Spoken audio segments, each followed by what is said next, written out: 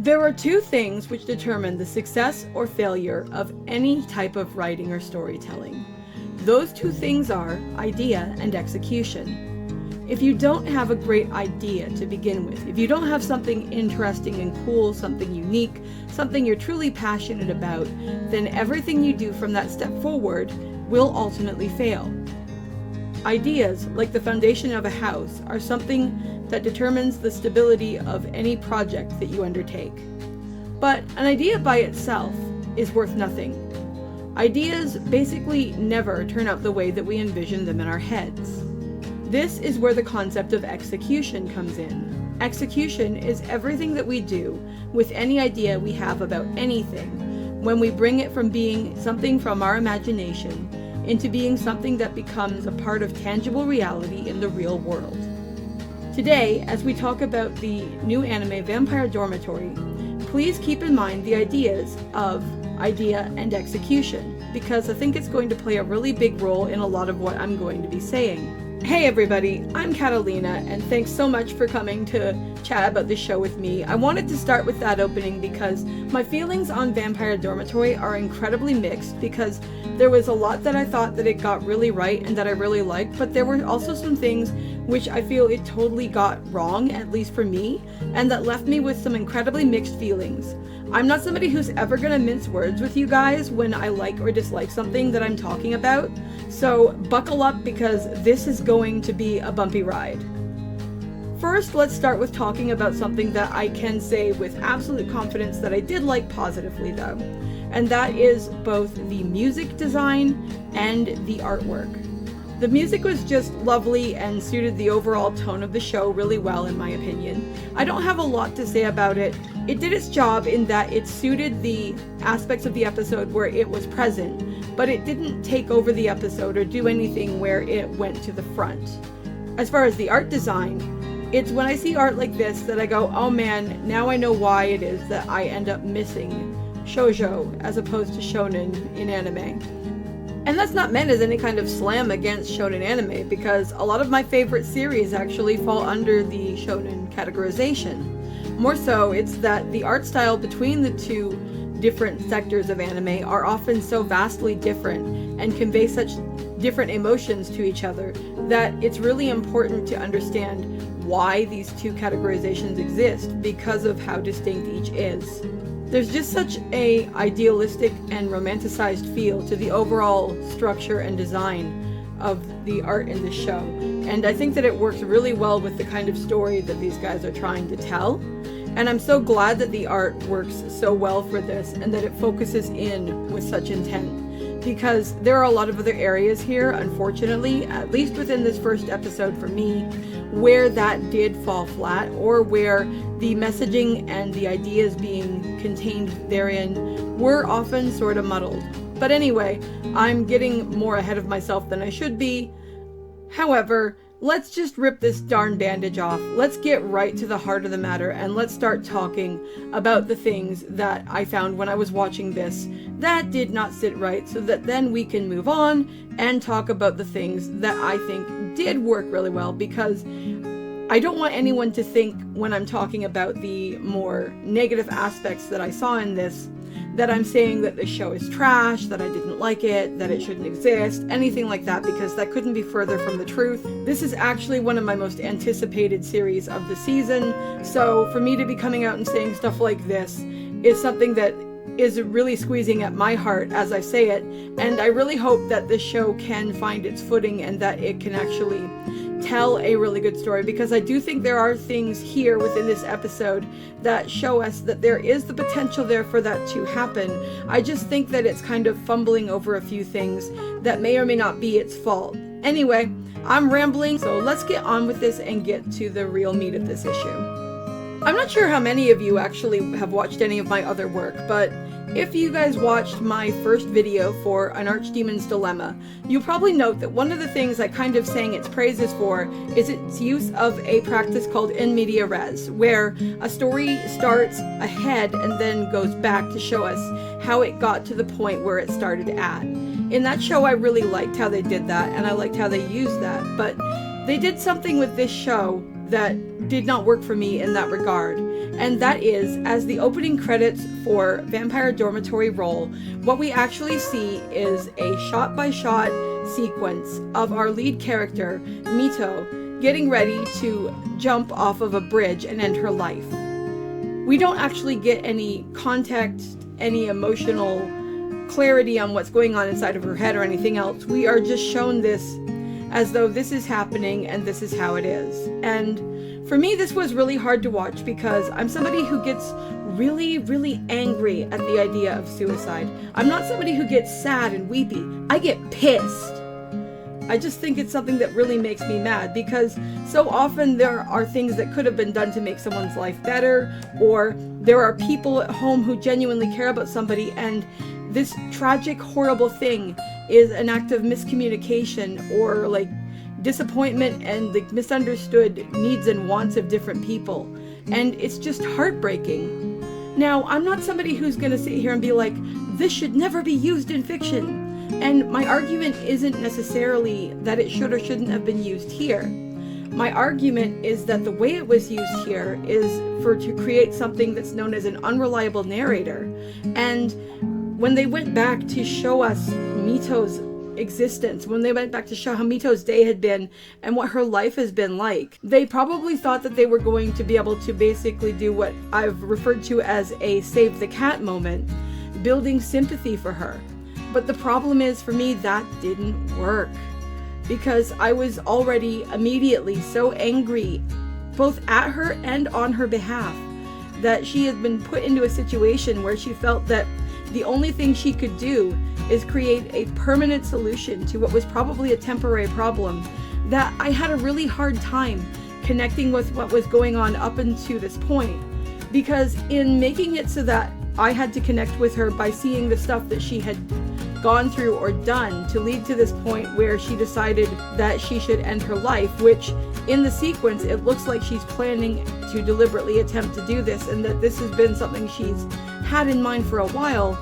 It made it so that as I listened to that stuff and looked at that stuff, I'm just like, you don't have enough here for me.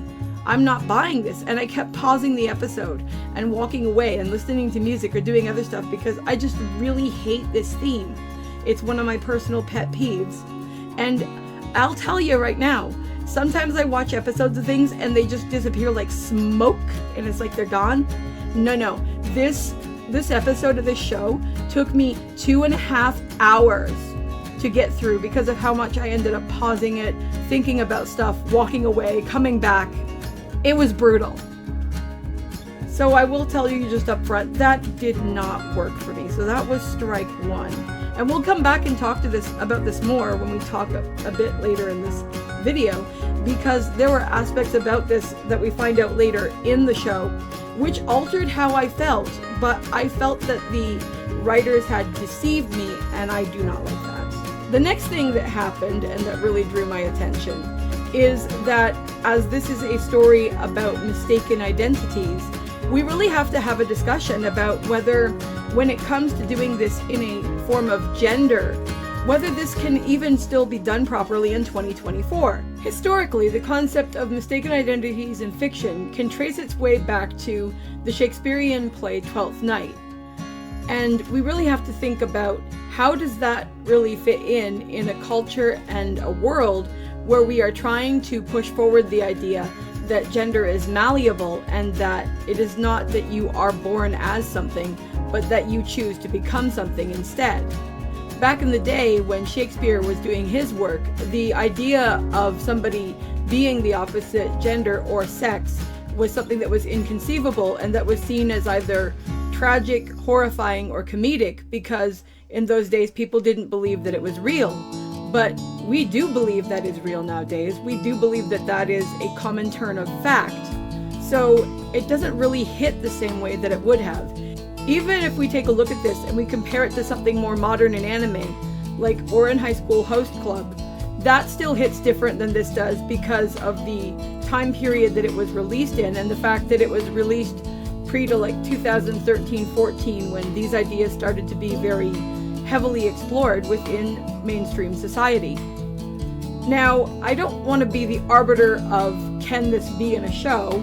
I don't want to be the one saying it shouldn't be in a show. But I do want to talk about for at least a minute and point out for at least a minute the ways that this could impact at least a couple different groups. Obviously, when we talk about anything related to gender, we must consider the feelings of people in the LGBTQ+ community and how these stories are going to impact them.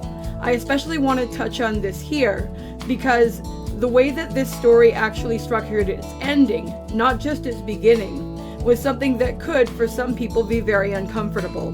The reason that I say that is because the twist that we know of from the very synopsis of the show, the reality that our leading character is in fact a woman and not a man, is not something that is ever actually clarified throughout the entirety of the episode up until the last 1 minute of screen time. Now, on one hand, I can see from a storytelling perspective how that might be clever, but I could also see people who are watching this and who are into BL or who are, as I've said, part of the LGBTQ community, taking a look at this and feeling that this was actually deliberately intended to insult them, and that could make somebody feel really bad. There are going to be some people who will initially possibly feel that Mito could have actually been a trans man, and that could also be something that's really uncomfortable. On the other side of the coin, if we look at this from a more conservative point of view, one thing that I know that a lot of guys would probably feel if they were looking at this show and watching it, which, let's be honest, is far less likely because traditionally men generally don't watch shoujo, let's be real. But if they did, one thing I think would happen here, if we're looking at the examples that were given for Mito and for her experience as we see her going through this episode, is that like when people are dealing with men in jobs, and especially young men, if the person doesn't have a place to live, if the person can't get work, if the person can't do this, if the person can't do that, frankly, nobody cares. And that's awful.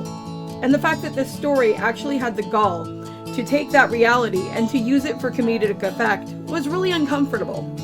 Because it's something I've seen loved ones go through, and it's miserable, and it's just really weird and sad to see that happen. Now, again, not saying it can't be done, not saying you have to agree with me, but it was something that got on my last nerve, and I did want to at least point it out. Okay, I think we've had enough of Debbie Downer here. Let's actually get on to some stuff that's good, shall we?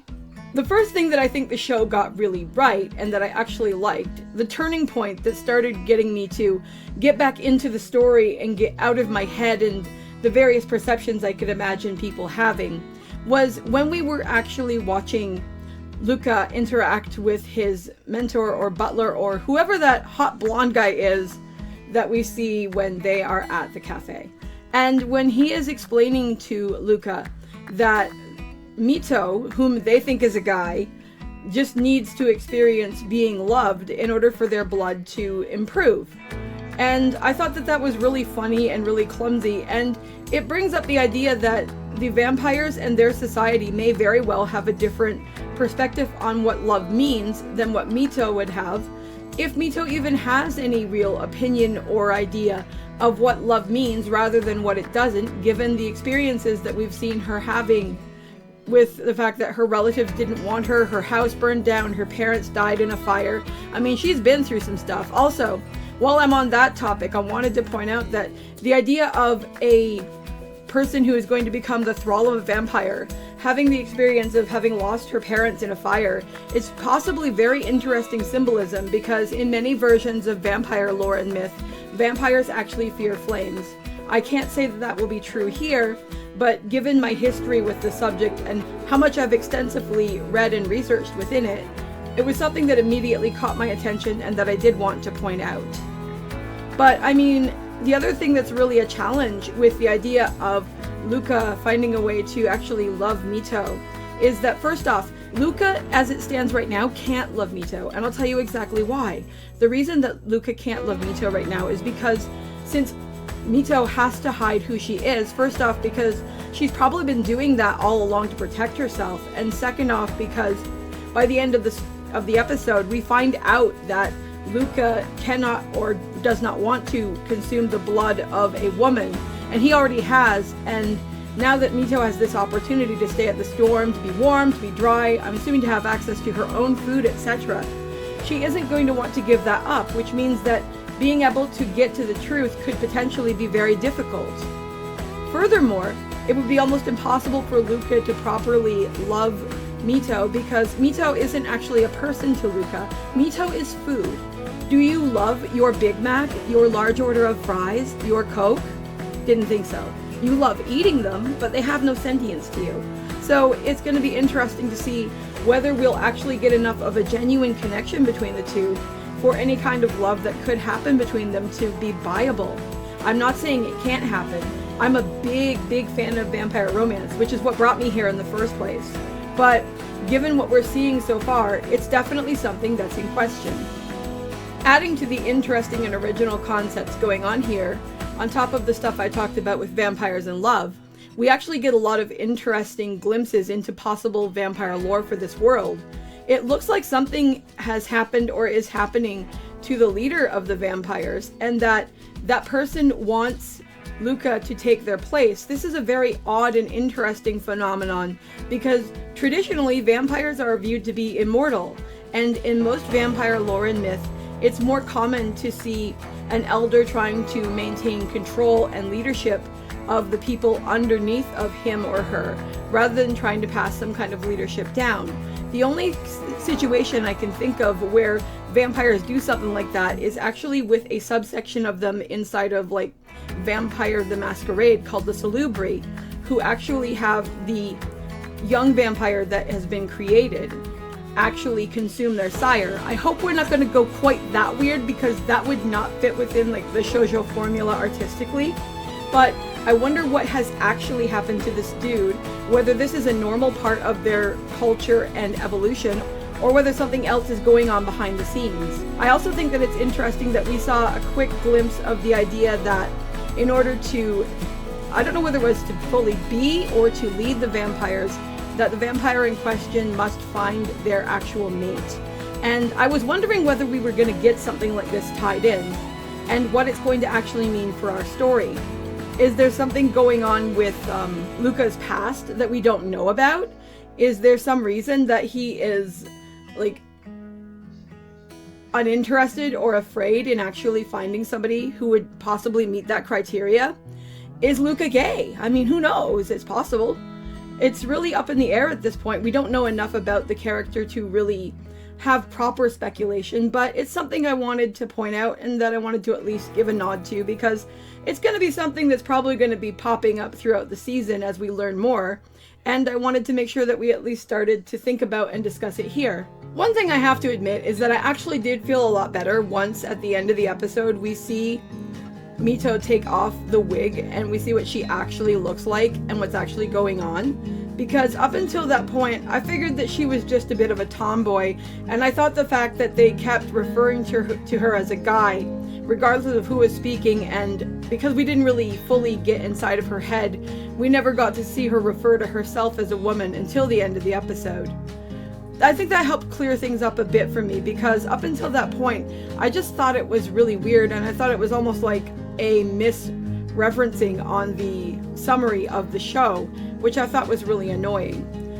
What I will say though is that the thing that made me decide that I will keep watching this and I will keep up with this despite some of my initial hesitations is that there is an image in the end credits where it shows Mito and Luca dancing, and it's really beautiful. I'll put it here for you guys to see. What I wonder, of course, given that this is shoujo and not shonen, is whether we're gonna eventually find out that this is a dream sequence. I wonder whether this is going to be like a sequence from Sailor Moon where Serena would be dancing with Andrew in her dreams kind of deal, when in fact she just sort of passed out and is leaning on him because she hadn't eaten any food. I still remember that episode so vividly. Getting back to the topic at hand though, I hope that we will actually get to a point where the truth of who Mito is, what her deal is, why she's been disguising herself, and all that jazz will get more brought out into the open, because while it's an interesting premise for a story, at least in a general sense, despite some of my criticisms earlier, it is something where you can't keep the trope going forever, and I understand they used it as a cliffhanger to create momentum, but it is definitely something they cannot hold on to for long, because I don't think that most people in a modern audience are going to put up with that. And before it completely slips my mind, let's talk about that imagery of Mito on the bridge at the start of the episode versus what we actually find out when we return to that scene later on in the story as we actually approach it organically. What we find out is that there is this moment of doubt on Mito's part where she actually is standing at the bridge. It's pouring down rain. She's just been thrown out of a cafe. She's had the most horrible day. She was fired. We've seen all this terrible stuff that has happened in her past. And she just breaks down. And she's standing there and she's like, nobody wants me. Nobody needs me. Nobody would miss me. What would it matter if I just flung myself over this bridge? Who would care?